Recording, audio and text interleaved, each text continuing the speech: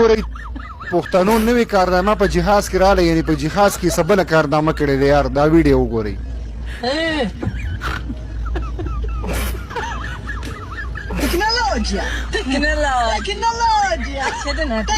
حبیب ګله قرآن ته وګوره، دې زولۍ ته وګوره، قرآن ته وګوره، دې زولۍ ته وګوره. بس که قلار شه، بس که قلار شه. دا بابا د خبرې ځان په چا خدای تعالی مسلمانه نه را پکې څه ټیلنټ شته، نه د چې کوم دی وروره چېرته د کار ویډیو را اوچته کړه چې قوم له دې ښه میسیج ورکړه.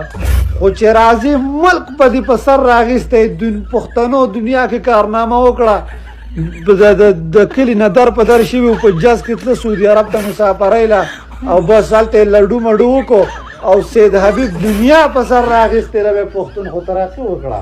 ای کور او نغری دی وران مشه، بس که که نه بس که بس که. موږ دا ام بي تاله نه ده کړې، نم دا ام بي تاله کړل او نم دا موبایل تا نه اخیستی دی پوه شوې.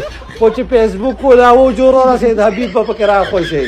نن یې دا چل کړل او نن د معدې دوايي ده او نن د ګیس دوايي ده. ګوره هسې موږ ته پته ده د فیسبوک نه پیسې ګټي او به یې د پښتنو غوږونه خوري نه قلارېږي.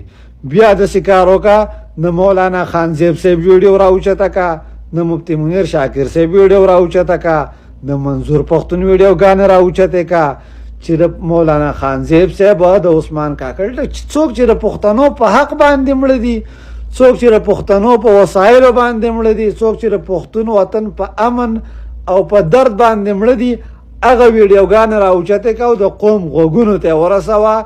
یو حجر دی، ثواب دی، ثواب هم ته میلاویږي، روپۍ به هم ته میلاویږي. خو نور دې زولۍ ته وګوره حبیب ګله، که دیرې ته ننواتې وی چې درشم دله دیرې ته.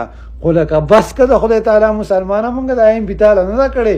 زمونږ دغه لکه ایم بي د سوال پرکوس یې مال هغه ستا ویډیو کې وغیو او وروره مونږ دغې ته ناست یو چې صرف تاسو به اورو نو